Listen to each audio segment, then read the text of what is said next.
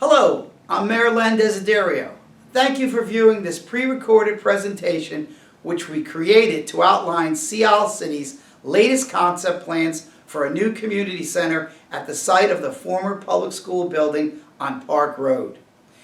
As you no doubt are aware, the city took possession of the former public school property following the school's closure in 2012. Since then, we've had many discussions with members of the community as we considered the future of that property. We also conducted surveys, formed an ad hoc committee, and held a very productive town hall meeting, which have been extremely helpful as we strive to determine the best path forward. After compiling all the information and the data we gathered, it was clear that the majority of the people in our community want the site of the former public school to be used for recreation and community-oriented purposes. It also became clear that the most logical decision was to demolish the existing building and create a new structure that will better serve the needs of everyone in Sea Isle City. In short, we realized that we need a modern indoor facility where people can gather together to enjoy a variety of events and functions, including fitness programs and other athletic activities, civic club meetings, social events for senior citizens, after-school programs, seasonal gatherings, and much, much more. We also need a building that will meet all ADA standards and all current FEMA flood elevation requirements, which the existing public school building does not. Armed with a great deal of input from the public and a strong desire to maintain Sea Isle City as a viable and active community, in 2020, the city's administration was authorized by City Council to proceed with the development of concept plans for a new facility that would serve the needs of this community. And so we began working with a well-respected architectural firm that is helping us develop plans for a new community center. Last summer, during a remote city council meeting, we displayed early versions of those concept plans. And I'm happy to say that our initial plans resulted in a great deal of positive feedback. Nonetheless, we realized that there was still much work to do. Subsequently, we continued to speak with the people of Sea Isle City as our plans evolved. One group of property owners approached us with concerns about the overall scale of the project, specifically regarding aspects of the facility that they felt were overreaching. We took those concerns into consideration and we continue to adjust and tweak our concept plans. In January, we met with the president of Sea Isle City's Chamber of Commerce and the chairman of the city's Recreation Committee to get their feedback. That meeting resulted in further improvements to our plans. We also received useful input from the city employees who will oversee the programs, events, and activities that will take place in our future community center.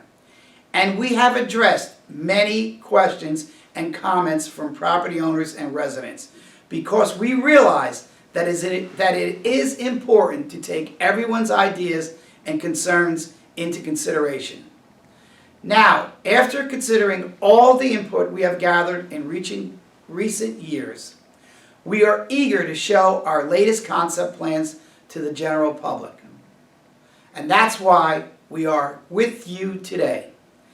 In a moment, I'm going to introduce Catherine Custer, Sea Isle City's Director of Community Services, who is going to display our latest blueprints, explain some of the many ways the facility will be used, and give a general overview of our proposed community center's functionality. However, before Kathy leads you through a virtual tour of our anticipated facility, I want to remind everyone that we are still in the design development phase of creating a new community center, and no plans have been finalized because we are still gathering feedback from the public. After we finish the design development phase and we have all the information we need to proceed, Our goal is to ask City Council to approve a contract to develop construction documents for the new facility. Naturally, we will continue to keep the public informed every step along the way as this important community effort continues to evolve. Also, please be aware that at the end of this presentation, we will display an email address on the screen that you can use to ask questions and share your comments. Now here's Kathy Custer and our latest concept plans for Sea Isle City's future community center. Thank you, Mr. Mayor. It's my pleasure to walk everyone through the concept plans for Sea Isle City's future community center, and also to point out some of the ways the building will be used. But before we display blueprints of the building's interior, I want to mention a couple of points that might be helpful to everyone. First, the future community center will basically fit on the same footprint as the existing public school building. Therefore, the new building will be close to Park Road, just as the existing school is now, and there will be a parking lot on the Central Avenue side of the property, just as we have now. Next, unlike the current school building, the main entrance of the community center, shown here, will face Central Avenue, which will ensure that the building's entrance is easily accessible from the parking lot. As you can see in this image, the proposed building is attractive and designed to complement the surrounding neighborhood, rather than be a bland, institutional-looking building. The architect who designed this concept plan has given a great deal of thought to limiting the impact this facility will have on the surrounding neighborhood. The entire structure was designed to provide an ease of movement inside and out. For example, traffic circulating in and out of the parking lot will flow very well. And speaking of the parking lot, these plans include a parking area underneath the community center, which will obviously give the property more parking spaces. However, it's important to mention that the parking area underneath the building will be surrounded by a series of solid walls and open areas with fencing, which you can see in this image of the Park Road side of the building. This design will allow us to secure the parking area under the building at nighttime and other times as needed. Now, let's take another look at the exterior of the community center. Here we see a view of the building from 45th Street and Central Avenue. And here is an aerial view that shows the building's main entrance. Notice the ADA ramp to the left and the slow rising staircase that is planned in front of the main entrance. Included in the design is a convenient vehicle drop-off area, as well as benches, bicycle racks, an elevated seating area, as well as trees and other landscape accents. Now let's move to the building's interior and take a look at the first floor layout. To help orient everyone, Park Road is here. This is 45th Street. This is 46th Street. And Central Avenue is on this side of the building. The total area of the first floor is nearly 32,000 square feet, and it offers an abundance of natural light, especially in the lobby, which will face east to greet the morning sun and the evening moon as it rises out of the ocean. When entering through the building's main entrance, visitors will step through a vestibule, which will help keep out the elements and make the building more energy efficient. Once inside, visitors will be in a large, welcoming lobby with high ceilings. Now let's look closer at the lobby. Once in the lobby, visitors will be greeted by a reception area and office space for city employees. On the south side of the lobby is where the building's largest bathrooms are located. Both the men's and the women's bathrooms will be large enough to accommodate crowds during big events. Outside of these bathrooms are coin-operated lockers. These lockers will allow you to secure your personal belongings while participating in activities. These are the same type of lockers you may have seen at ski resorts, ice skating rinks, and other places where people are physically active. Nearby is a single family-friendly bathroom, which will include a diaper changing station. On the other end of the lobby is a seating area. This space will allow friends to sit and talk after attending a meeting or a fitness class, and it will be a nice spot to relax and catch up on your emails. In the same area of the lobby is a cafe lounge. The idea behind the cafe lounge is to lease the space to a local business that will sell coffee, bottled drinks, and snacks during large events and at other times. The cafe lounge does not have a full-scale kitchen. It will, however, be equipped with a refrigerator and enough amenities to accommodate the selling of prepared foods. Here we see an elevator and a staircase to the upper level. Next, let's move into the gymnasium, which will obviously be the building's largest single space. The gym's floor will be wooden. The architect has chosen a high-quality flooring system called sprung wood floors, which lessens the impact on your knees and other joints when running and jumping on the gym floor.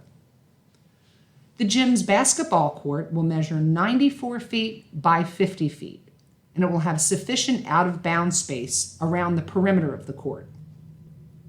For everyone's reference, the existing school building's basketball court measures 74 feet by 42 feet. So this proposed basketball court will obviously be much larger and have more space for athletic activities. In addition to the basketball court, the gym will also be striped with 4 pickleball courts and a volleyball court.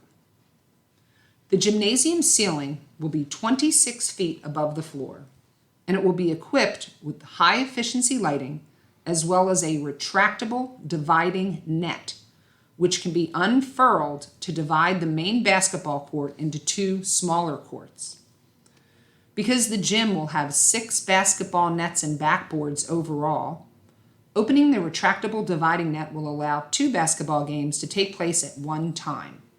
This will be great news when Seattle's popular summer basketball league is rained out and we need to bring multiple teams indoors at one time. And it is also going to be very useful when there is an overflow of players during our Wednesday night and Saturday morning men's recreation basketball programs. The dividing net will also allow people to play basketball on one side of the gym while other folks are enjoying pickleball or some other activity on the other side. And it can be opened during full pickleball sessions to prevent the ball from rolling from one end of the gym to the other. On the gym's north side, there will be retractable bleachers. We can seat approximately 175 spectators.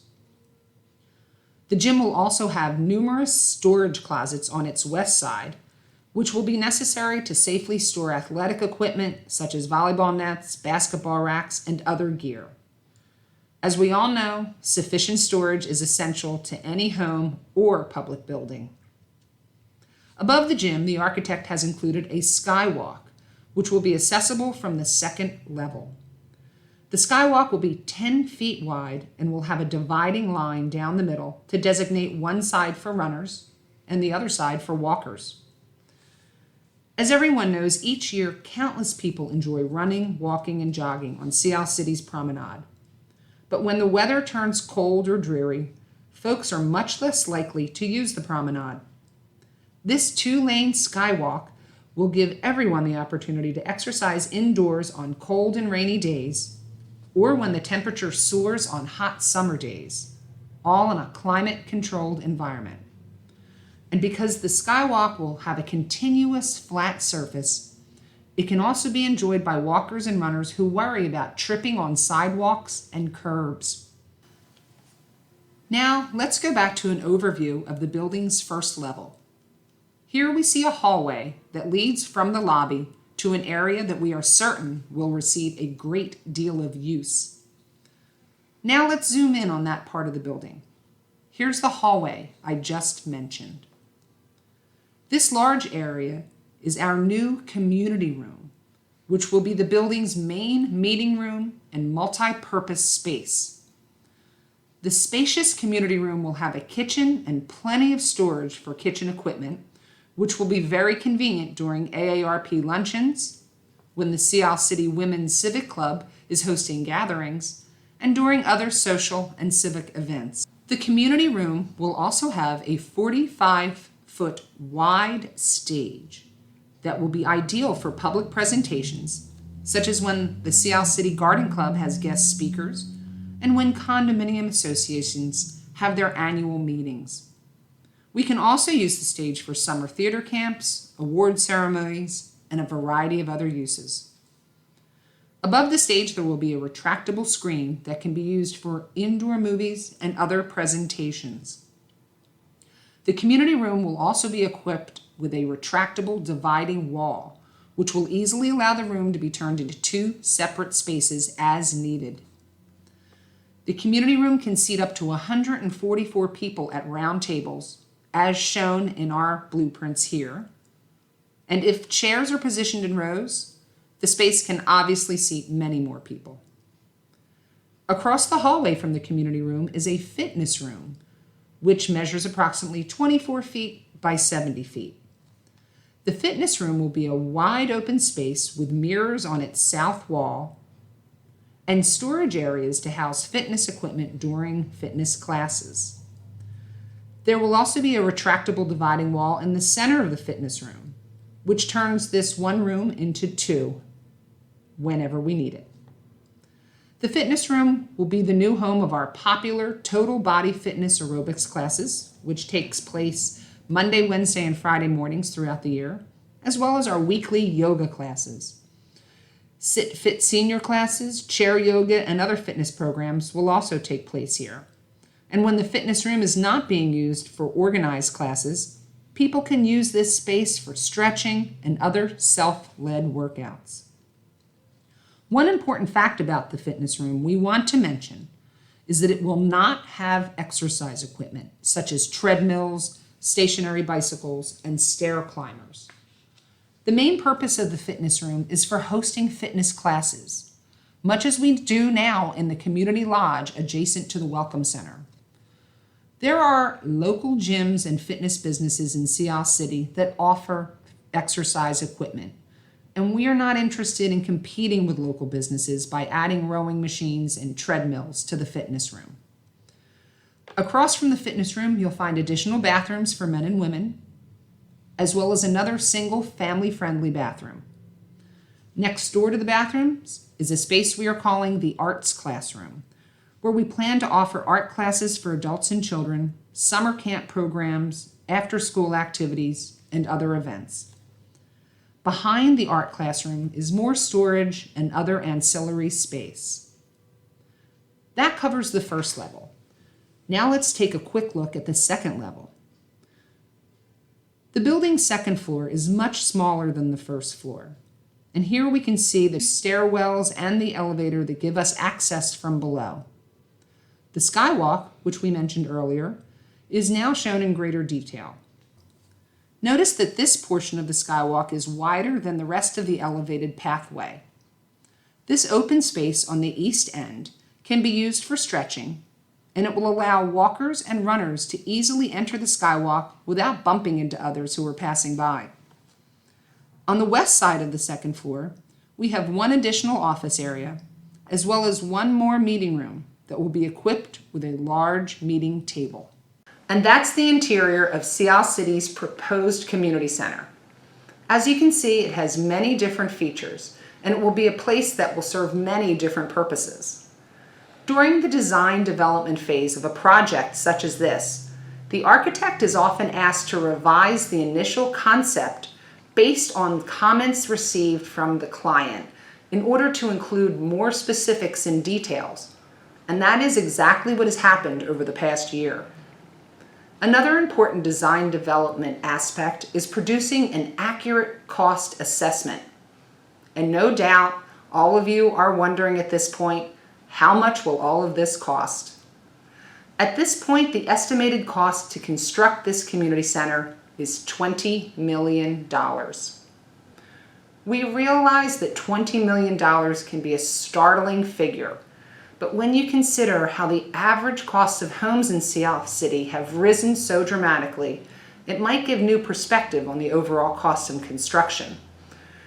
We also have to consider how many people in recent years have made Seattle City their permanent home, and the many others who soon will be retiring and are likely to move full-time to their shore home, which means that a community center of this type will be a solid investment in Seattle City's future, and it will be put to good use for many years to come. Every thriving community needs sufficient space for indoor athletic activities and fitness programs, as well as plenty of room for people to come together in a safe, modern facility that's welcoming, ADA compliant, in line with FEMA flood standards, and able to meet the needs of the people of the community. And that is what we hope to achieve with this new building. Thank you very much for listening. Now back to Mayor Lynn. Thank you, Kathy. After seeing these plans, many of you will have questions about this proposed community center, and we certainly want to address all of your questions and concerns. To help answer those questions, we're asking Seattle City residents and property owners to email us at the address you see on the screen, and we will respond to your email as soon as we can. You can also email us just to say that you like what you've seen. When you email us, please include your full name and your address here in Seattle City. We appreciate and will consider any and all feedback we receive. I want to thank you for taking the time to view this presentation, and I look forward to continuing this conversation with you in the near future. In the meantime, remember to smile because you're in Seattle City.